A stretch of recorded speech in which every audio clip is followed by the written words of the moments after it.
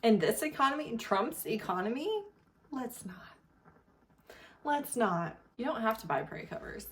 Choose a struggle. Hi, I'm Heather from booktubes, and today is 2025 releases to not buy in 2025.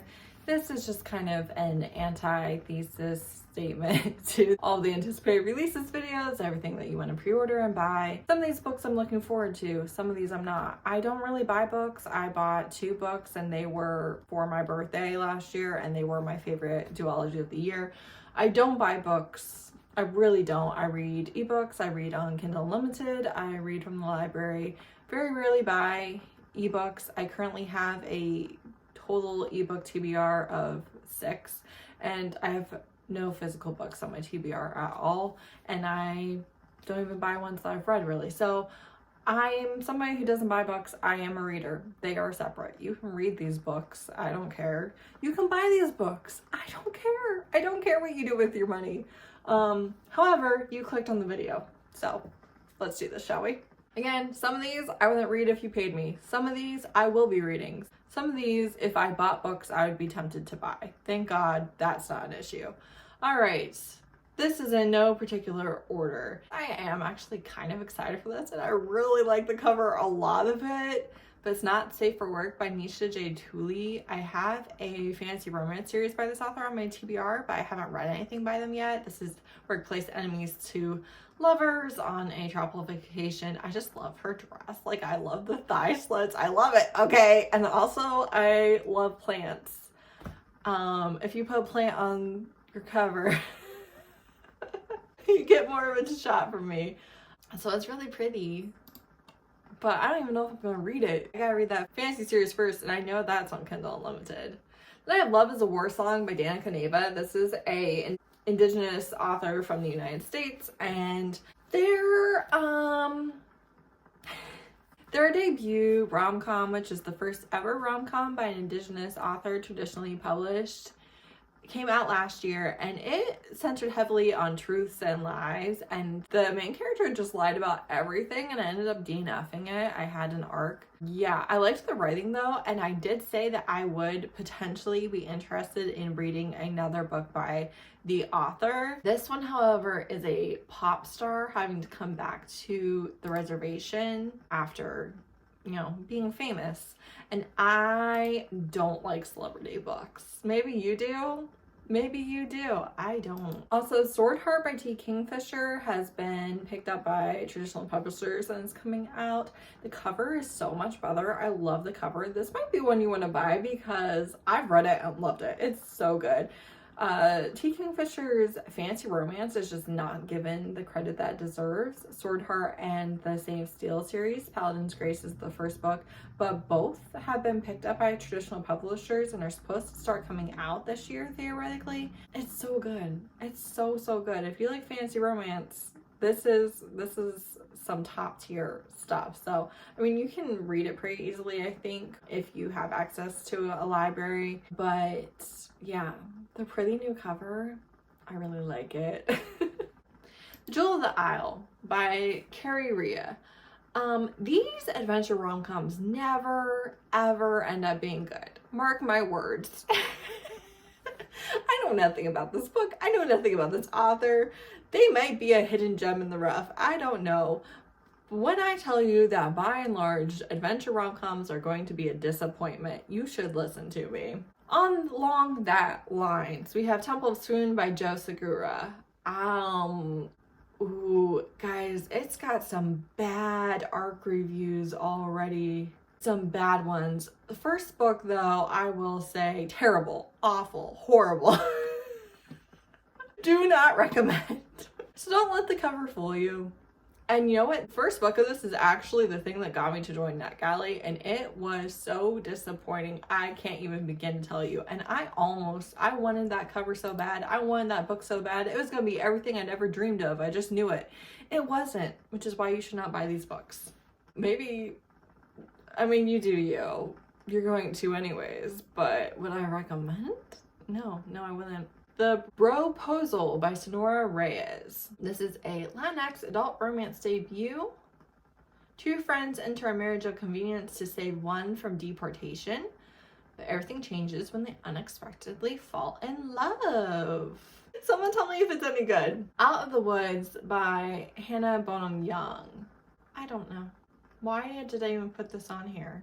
Oh, this synopsis, I'm sorry, it sounds bad. It sounds really bad. So they were high school sweethearts. They've been together for the past 17 years. They've always had each other's backs.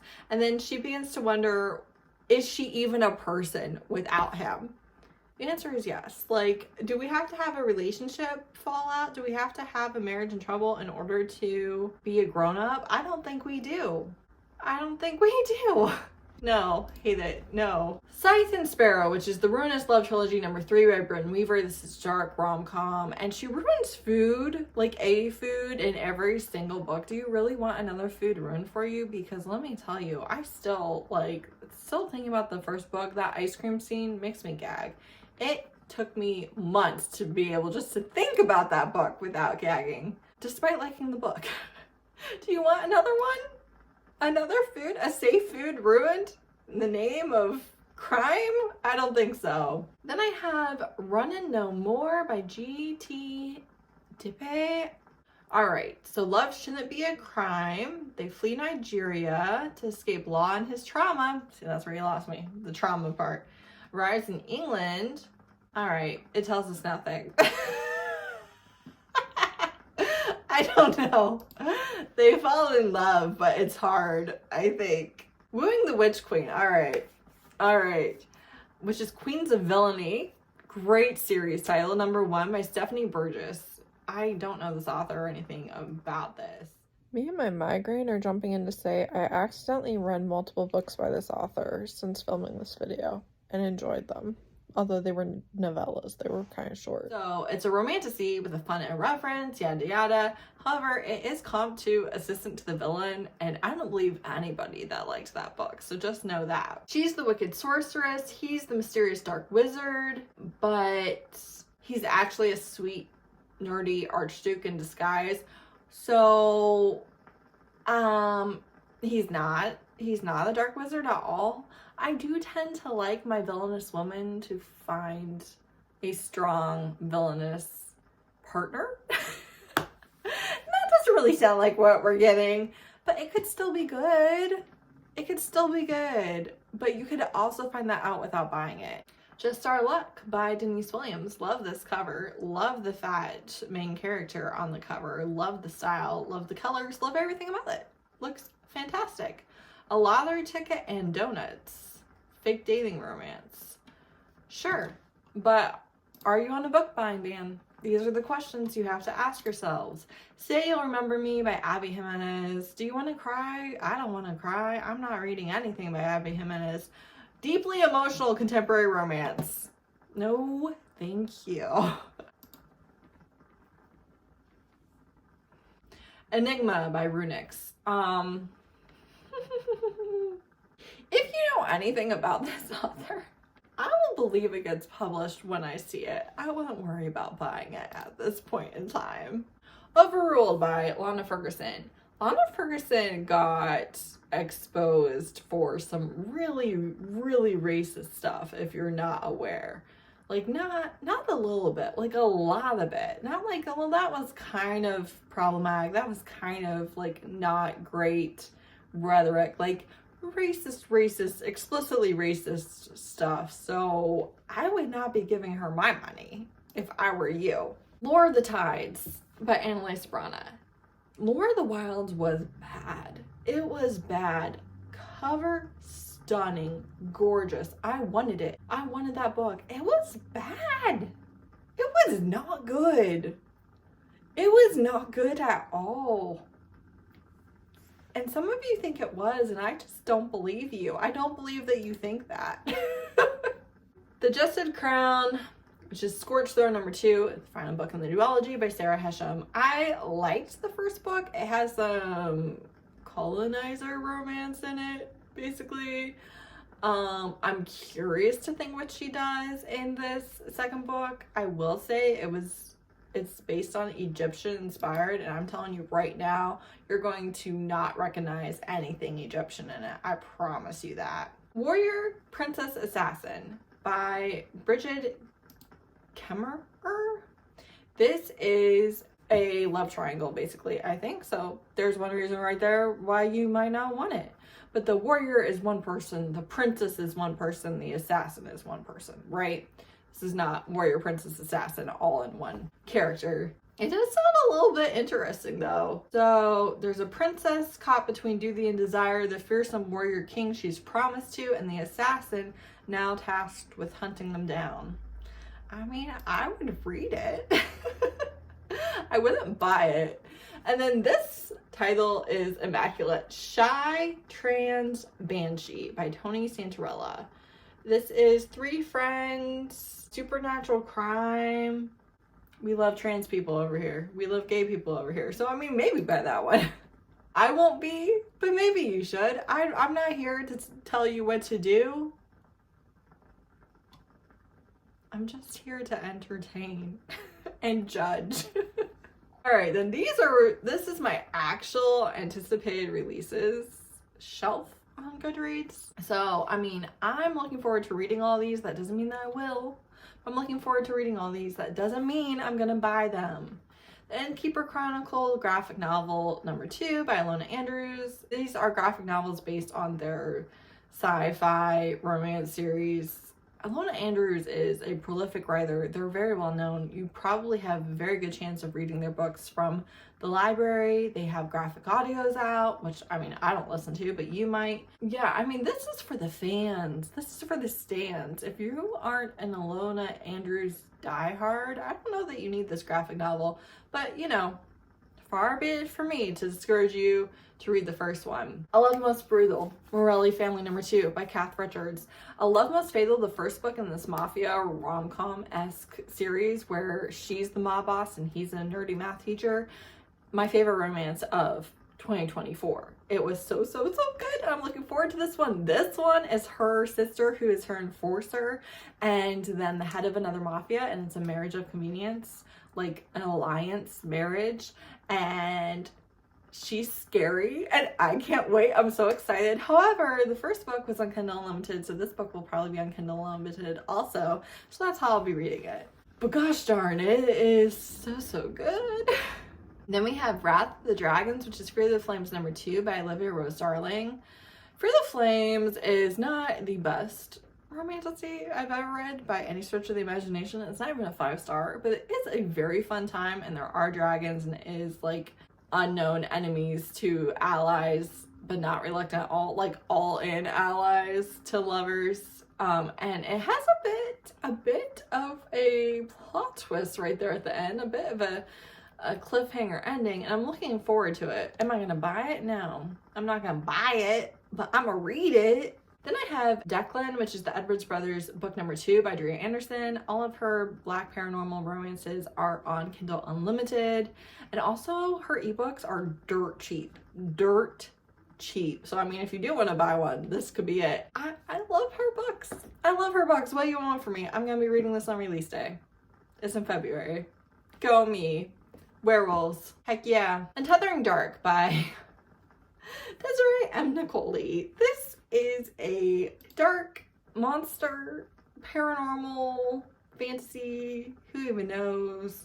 Here's the thing though, Desiree M. Nicoli had the dubious distinction of being on my best of 2024 list and my worst of. Now, technically, I did not make a worst of 2024 video because I didn't feel like it, and that's really it.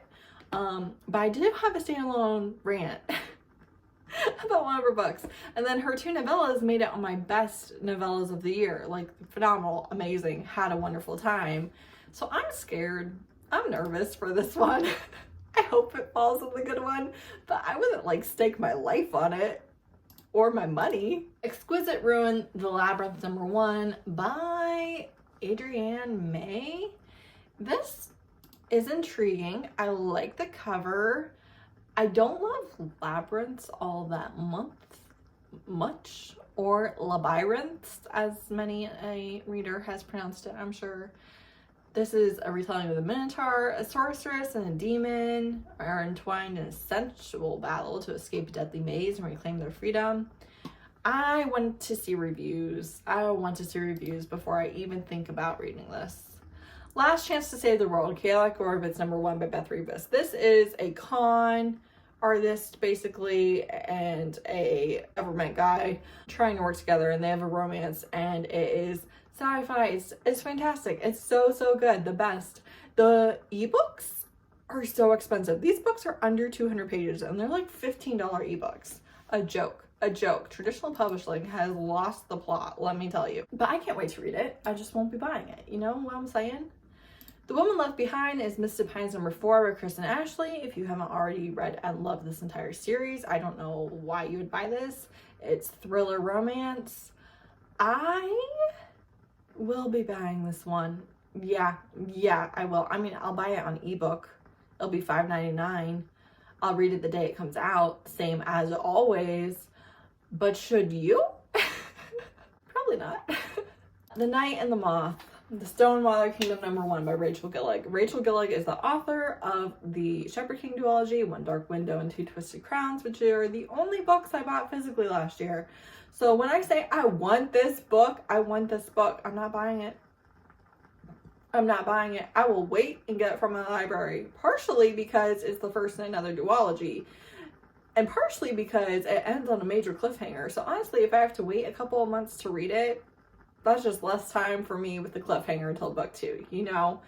But I'm so excited. I'm so excited. A lot of people love this cover. I don't really like it. I won't lie to you. Don't love it.